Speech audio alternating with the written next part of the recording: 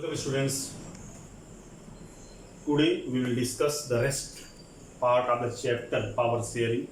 Power sharing के बारे में हम आगे पढ़ेंगे. इसके पिछले क्लास में हमने दो एग्जाम्पल लिए थे श्रीलंका और बेल्जियम के. किस तरह से पावर शेयरिंग न होने की वजह से वहाँ के लोगों के बीच में कंडीशन कॉन्फ्लिक्ट वाली हो गई थी, उनके बीच में विवाद बढ़ रहे थे. अब पावर शेयरिंग एक न होना एक समस्या थी, उस समस्या का समाधान कैसे हुआ इस पर हम आज फोकस करेंगे.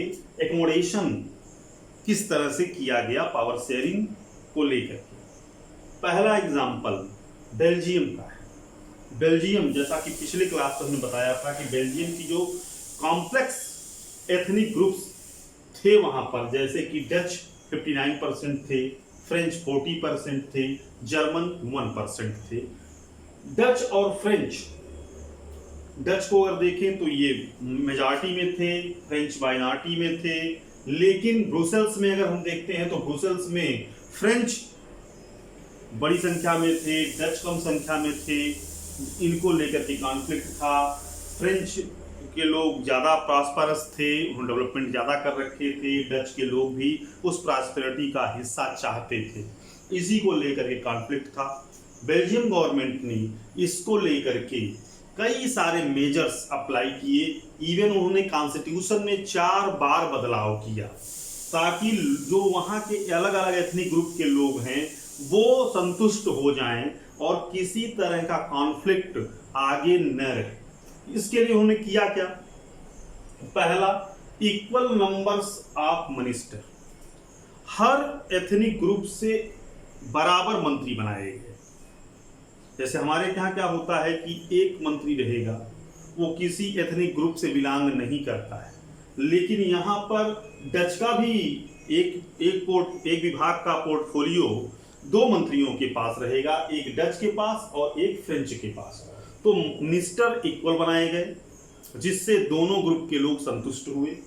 दूसरा, more power to state government. State government को पावर अधिक दिए गए. 5 पार्लियामेंट बनाई गई स्टेट लेवल पर. जैसे अभी क्या है कि हम देखते हैं बेल्जियम में कि ब्रुसेल्स में कंडीशन बिल्कुल दूसरी थी. कैपिटल सिटी था. पूरे बेल्जियम में डच 59% थे, लेकिन ब्रुसेल्स में वो कम थे. इसलिए जो स्टेट थे, जो बेल्जियम के अंदर जो अलग अलग रीजन थे, जैसे ओलोनिया रीजन है, फिर फ्लेमिश रीजन है, इस तरह से ब्रुसेल्स का इलाका है. 5 पार्लियामेंट बनाए गए और उन पार्लियामेंट को अधिक पावर दिया गया और ये स्टेट गवर्नमेंट से गवर्न हो रहे थे.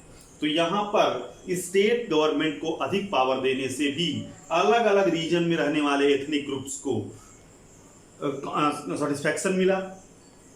तीसरा है equal representation at the state and central level.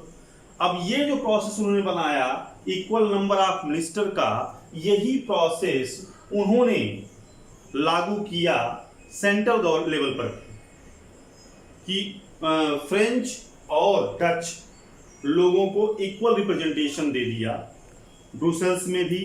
तो यहाँ पर अगर हम देखेंगे तो सेंट्रल लेवल पर और स्टेट लेवल पर दोनों जगहों पर इक्वल रिप्रेजेंटेशन होने की वजह से लोगों के बीच में जो कॉन्फ्लिक्ट होना था वो नहीं हो पाया. और सबसे ज्यादा बड़ी चीज जो थी वो कम्युनिटी गवर्नमेंट. ये क्वेश्चन इंपॉर्टेंट भी होता है, हर बार रिपीट कर जाता है CBSE बोर्ड एग्जाम में कि कम्युनिटी गवर्नमेंट है क्या. अलग अलग एथनिक ग्रुप के लोगों ने एक गवर्नमेंट बनाया, वो चाहे जहां रहते हो, चाहे वो ओलोनिया में रहते हो, फ्लेमिश में रहते हो, ब्रुसेल्स में रहते हो, कहीं पर भी रहते हो, एक एथनिक ग्रुप का जो नागरिक था वो वोट करता था पार्टिकुलर एक एथनिक ग्रुप को, और उससे जो गवर्नमेंट फॉर्म हुई उसी को कम्युनिटी गवर्नमेंट कहते थे. अब इस कम्युनिटी गवर्नमेंट का काम क्या था? कम्युनिटी गवर्नमेंट का काम एजुकेशनल सिस्टम को इस्टेब्लिश करना था according to their own ethnic group. अपने एथनिक ग्रुप, जिस एथनिक ग्रुप से रिप्रेजेंट करते थे लोग, वो कम्युनिटी गवर्नमेंट के लोग उस एथनिक ग्रुप को एजुकेशनल, कल्चरल, ऐसी चीज़ों पर कानून बनाते थे।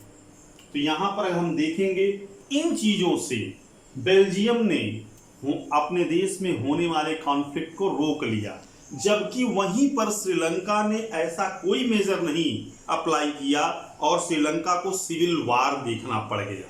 तो यहाँ पर बेल्जियम ने राइटिंग ऑन द वॉल जिसको कहते हैं उसको पहचाना और उसके अकॉर्डिंग डिसीजन लिया।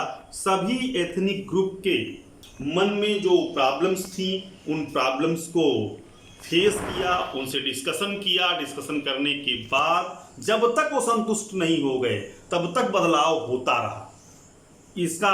और ये जो हुआ इसका परिणाम ये रहा कि किसी भी तरह का कहीं पर भी कोई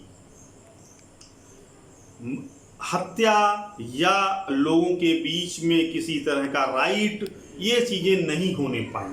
लोग मिल करके बेल्जियम में रहना शुरू किए और बेल्जियम पहले से ज्यादा प्रॉस्परस हो गया।